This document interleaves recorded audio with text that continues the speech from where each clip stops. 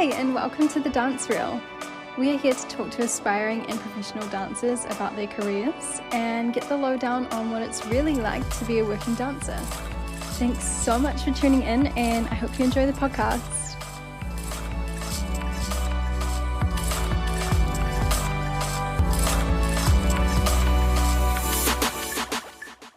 Hey everyone, so today we have Lina from Dance by Lina and Dance by Lina dancewear. She danced professionally with a company in the Philippines, trained at Vaganova, and now has her own dance studio and dancewear line. We had an incredible conversation about her training, her experience as a teacher, and also founding and building her own brand. So this episode will be released in two parts, as I want you to hear everything that Lina had to say. I feel that she has so much knowledge and wisdom to offer, and there's no way I could cut it down into one episode. So two it is, and I always say this, but I'm truly excited for you to hear this episode, and make sure to subscribe and follow us on Instagram at The Dance Reel so that you're notified when part 2 is up. And quickly, before we get into this interview, I just want to say a big thank you for taking the time to listen to The Dance Reel.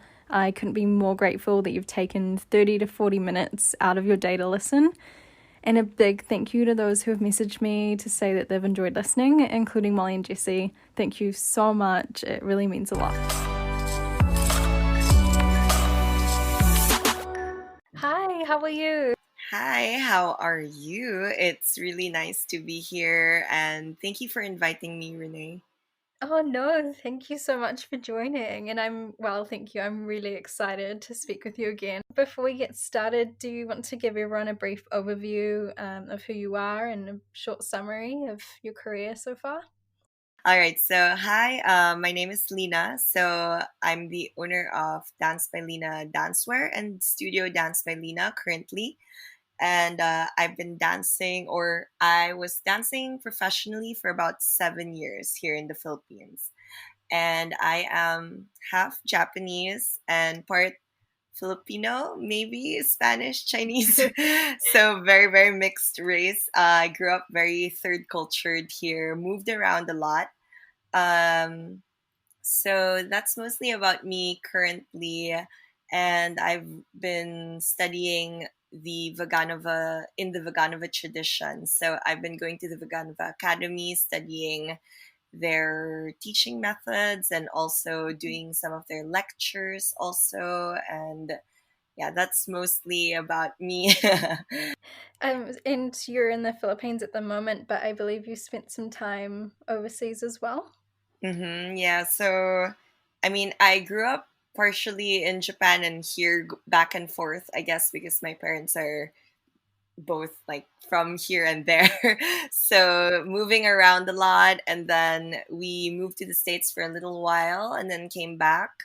So now I'm just here because I dance in a company here. So when I was dancing professionally, I was here in the Philippines. So they do have a professional company here, which is also Vaganova based.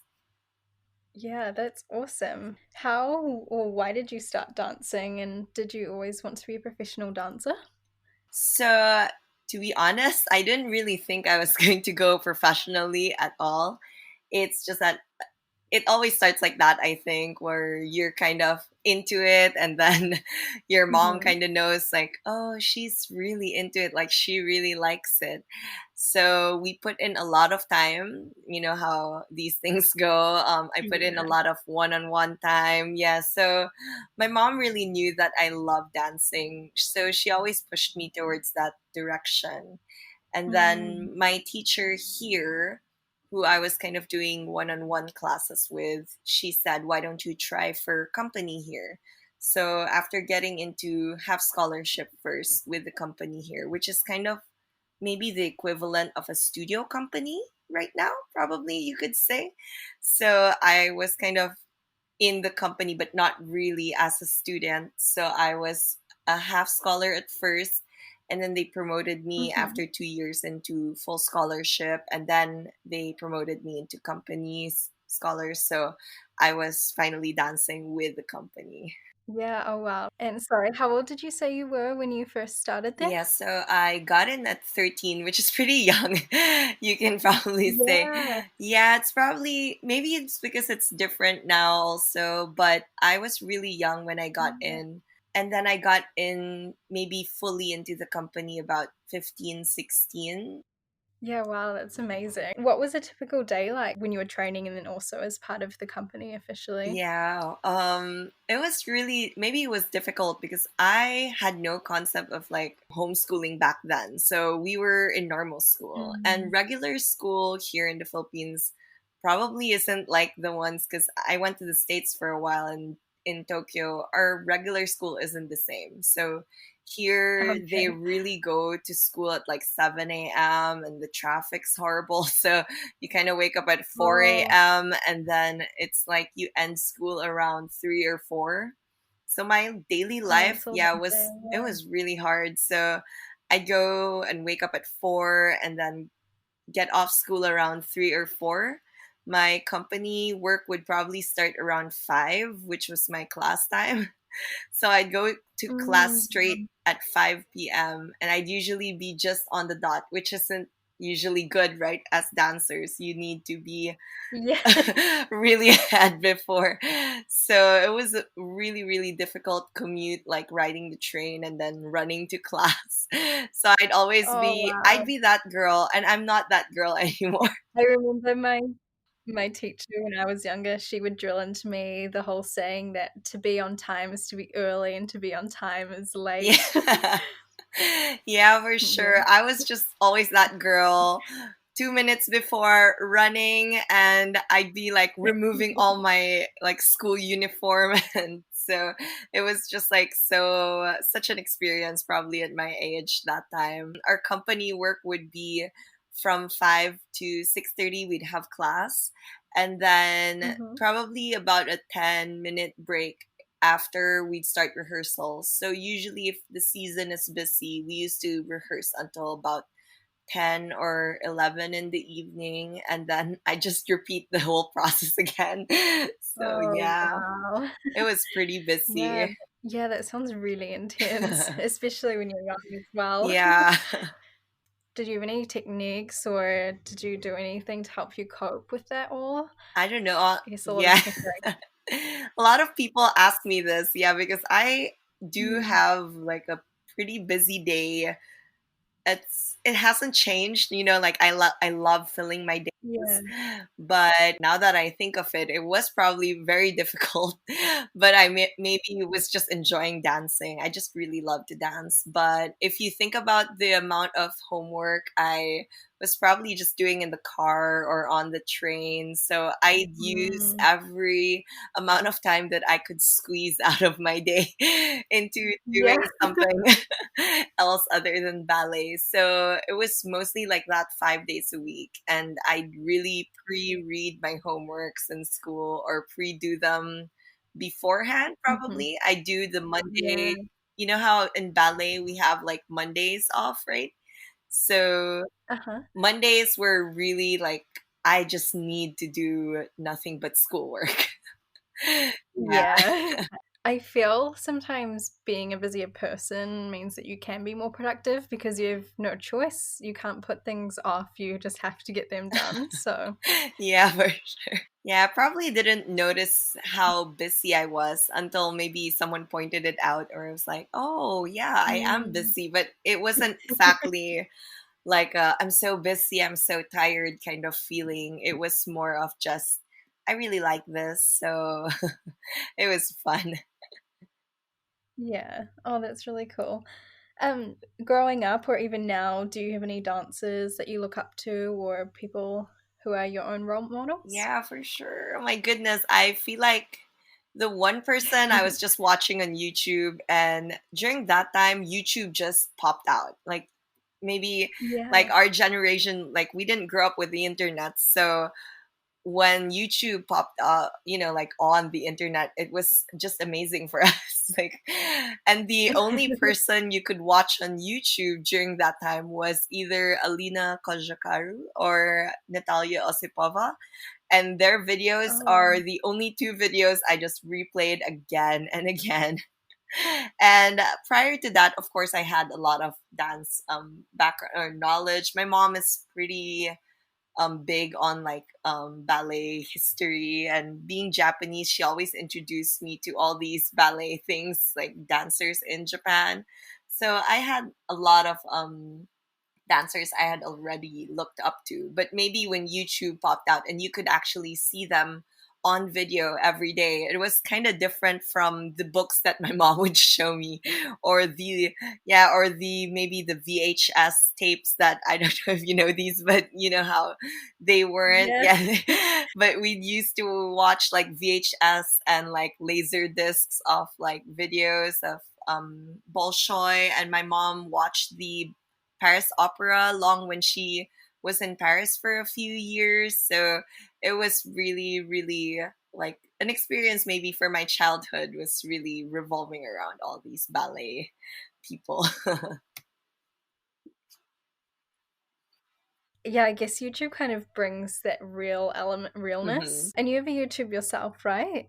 Well, I started it 2 years ago. Never took it seriously until recently. Yeah, because of, the internet craze that's happening in the pandemic. I am kind of half pro and anti. It just depends on what content is out, I guess. Like if it's good, then I love it, and then there's certain ones I just Mm. didn't like before. But now that I see also how you can influence people with your voice through YouTube, I feel that I just felt like I had something maybe to share, and it would have been nice if I took it seriously long before.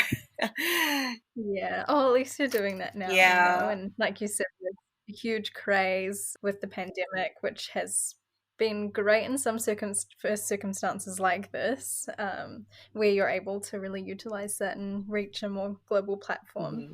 Yeah, for sure. There's just a lot of maybe different information now, and you just feel like, oh, I could filter this out, not better, but maybe you do have your own Mm. opinions that you could have shared, and people might get different ideas. And I didn't realize that that was important. It's kind of like an online debate going, I don't know.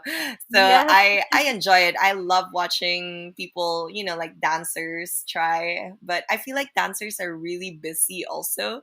So how do you get that Oh, yeah. into your day after a long day? You need a full-on camera crew and Yeah, a for personal editor. sure. It Yes. it is a full on another job. So I understand why like professional dancers wouldn't really be able to consistently go through it. Like they'd probably need Mm. another platform to get out their voice. So I've been trying to do that with other dancers right now. I'm trying to get on projects with them so we can kind of work together to bring out better or maybe like more personal information Yeah, or more from authentic and professionals. yeah, genuine. For anyone that wants to have a look at your YouTube, what sort of content are you posting right now? Right now, so far, I'm just doing more of requests from my kids. So I'm just, Mhm. whatever they need right now in the pandemic, I just do it because it's probably their day of the week where they feel like, oh, I just want to watch Teacher Lina on YouTube. I don't know. So if they request something like this week, it's how to bun short hair because I just cut my hair. So they said, Teacher, can we have one that's like how you bun it? Because they've always wondered how my bun never falls off, and Yeah. theirs come off and like love my short hair, and they know it, so they always wondered how I bun it, so I gave them like a quick DIY on it. Yeah. Oh, I feel like I need to watch that because even though I have long hair, my hair always seems to fall out. Oh. I'm still yet to master my bun. Oh, but I feel like long and short hair have different techniques, so maybe I could put out a long Yeah. hair one for you. Yeah, that would be awesome. Yeah, I was always the girl, that would make it 3/4 of the way through class, Uh-huh. and as soon as we start doing Allegro or pirouettes, then it would just fall out. So, after you were in the company, what did you do Yeah, next? so I left the company really burnt out, you could say. I think this happens Mm. very often, and we've seen it happen to a lot of dancers. They start off young, they go into company, and then they decide they don't pursue it. And I feel like it's really common because during those years, you kind of go through what you really want to do or what you want to be or the other things that you could be. And I think if you do have those questions, you do end up leaving. And I used to feel like it was like such a waste, but then later on thinking it was such a good decision for me. I don't regret it Mm. anymore. I decided to go to college, or well, I was already going to college when I was in the company, but I just decided to, Oh, yeah, okay. decided to just stick to it. And I took up two Yeah. degrees not related to dance Wow. at all. So I actually finished international studies and accountancy because I don't know, Yeah, that's so like different.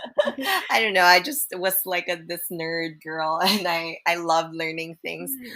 But later on ended up going back into dancing, which is so funny because after 6 months leaving, I decided to go back which just led me back into dancing while studying, but I didn't keep it as like a career anymore, so I wasn't training professionally, which just meant I didn't have the extra rehearsal hours, which I felt like I had so much time now on my hands. And yeah, so Yeah. I ended up teaching and I shared a lot of my knowledge dancing, so that's what happened afterwards in between creating my brand. Yeah, that's awesome. How did you find going from being a dancer or like a pupil, a student, and then becoming a teacher? Did you find that quite different, or was it quite a natural and easy transition for you? Yeah, that's a really good question. I feel like teaching is really not made for everyone, or, like the Yeah. act of giving. It's really a selfless thing, I've seen a lot of Absolutely.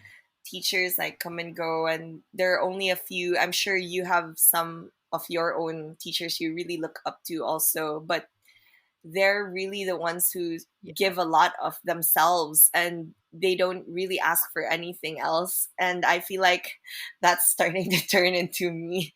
I Yeah, it was really hard at first.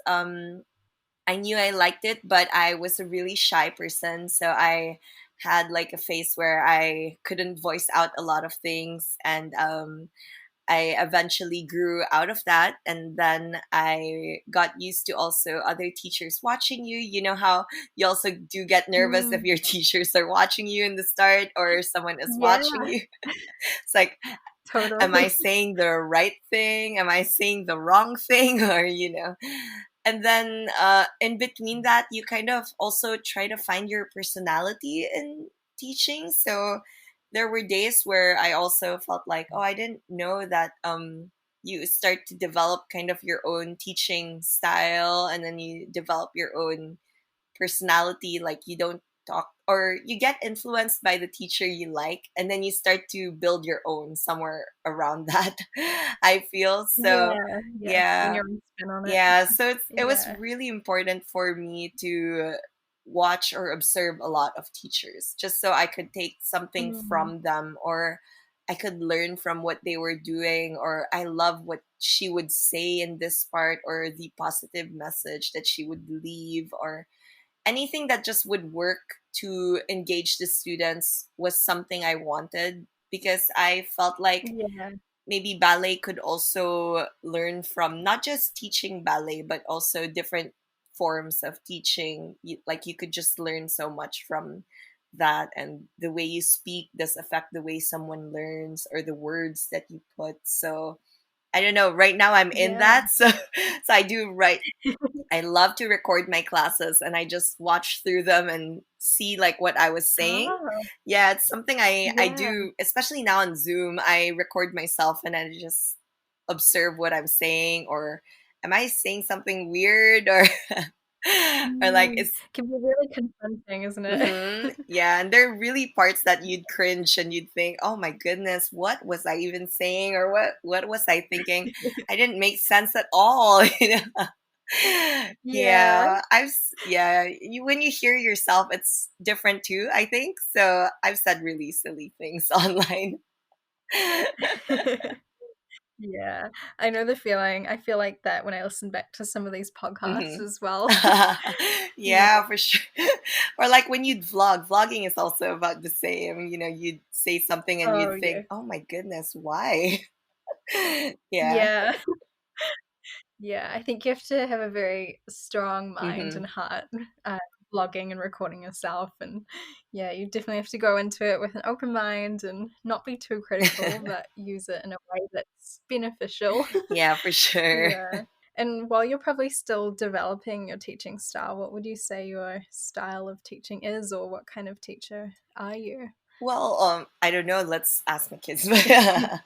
But I've heard a lot that she's really fun, or some would say she's strict, Mm, but she isn't strict like personally. So that's something I really yeah. wanted to be maybe growing up, is that if I were to become a teacher, I want to be strict, but I wouldn't take it on them personally, because I had a Mm, teacher who did that, and I wasn't scarred, but I can still remember how much he used to yell, and it was almost to the level of, yeah. it felt so personal that you knew it wasn't, but you're not sure anymore, like was it borderline Yeah. or was it not, because there were moments where he'd say you're fat, and like in the middle of nowhere.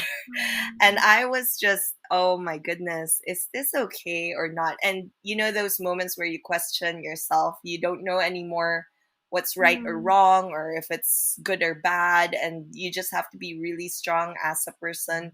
Especially when you're young. Yeah, especially when you're young. It was so important for me that if I were to become a teacher, I wanted to be the amount of strict that I just needed to be to get the result, but I didn't need to be strict Mm, for any other reason. So there had to be a reason why I was strict. So before I say something, or before I say something that would really be, for example, they didn't do something, I'd really just say it in a way that, why aren't you doing it, or like how it would affect the person. yeah. And I felt like it did get better results in a way, maybe for the kids. The way you say things does affect the way they absorb it, so it was really important for me to get that. Yeah. Totally. Hmm. And I think you were speaking about it earlier, how you wanted your students to know that inside the studio is when you work, and then when you're outside of the studio, they can come to Yeah. you for like guidance and support. And I Yeah, think that's definitely. That's mm, really important for me, that we can separate work from the whole teacher. I'm your teacher. mm, So, like I also have my own personality in and out of work. Just like I feel sometimes I'm yeah. different on YouTube as I am in real life, and teach people say that. They're like, "Oh, we get your personality, but you're more upbeat there." And I say, Yeah. "Yeah, because I can't talk like I'm like I'm teaching on YouTube, because that would really be funny." Yeah. Yeah. Yeah, I really do want them to be able to know me as a person, and know me as a teacher, so they don't get confused Mm, also, like what results I yeah. wanted. And then Yeah. when we would be outside, they could just talk about anything. I mean, I've been approached about Mm. really random things, even about like their boy problems, and I just be, Oh. okay. I guess I'm like your psych now also. But lately I've been looking into if I should take up things like this, relating to dance or relating to therapy also, just so that I can give better advice in a way to my kids, Mhm. and just better ways to tell them to improve, or ways to just help them cope. Yeah. I find being a student, it is really special when you do have a teacher that is like that. Hmm. That yeah, you can spend that time in studio and they can help you there. But then because they become your role models, it's really nice when you can speak to them outside the studio about yeah, just general life stuff Yeah. because they're obviously someone that you look up to and yeah, whatever they advice that they have of things that they've gone through in life has yeah really helped as a student. So I think that's really special that you're really aware of that and that you're wanting to obviously continue educations that you can play a more important role. Yeah. I think it's something also like I picked up from the academies. So I've noticed that they do that, like the Mm. teachers do that. I mean, there are strict teachers, but the stories that I would hear from my teachers back there, they would say how their teachers would go out with them, or on the weekends, their teachers would take them out to watch ballet shows. And Oh I would wow. think that's a really, really nice way to spend not every weekend. I mean, you do need some time Yeah. apart from your teacher, and your teacher does need their own space. But if there were events that they could spend time together, their teacher would go out with them. And if Mm. it's for learning, if it's for getting your teacher's opinion, then why not? It would be really nice, I feel. Yeah. Was that at Vaganova or was that at your previous No, company? in Vaganova. So yeah, this was in Vaganova. Mhm. You'd see this, teachers going out with the kids. They watch shows, and the teachers would talk about it also, how their teachers used to do this and take them out and watch Yeah. operas, watch ballets, watch concerts. And I love that. It's really an all Yeah, around that's awesome. teacher trying to really give their students everything that they know. So Because you can learn outside of the studio as well as yeah, inside of it, I right? really feel like a Yeah. lot of your dancing is affected by everything you become outside of it. So, I mean, you can Mm. always learn steps, but your dancing is really dancing. It's not your steps. Yeah. You learn the steps, but how do you put yourself into that? So if you don't develop your Oh, own personality, or you don't develop yourself, you're going to get lost also in the middle of your dancing. So that's important. That's really important for me. cool. So that's part one for today. I hope that you enjoyed the episode, and part two will be out next week. We will go more in depth into Lina's experience training at Vaganova and building her dance school and dancewear business. And so, in the meantime, please check out her website and socials, which I will have linked in the description below. Have a great week, and I will see you in part two soon.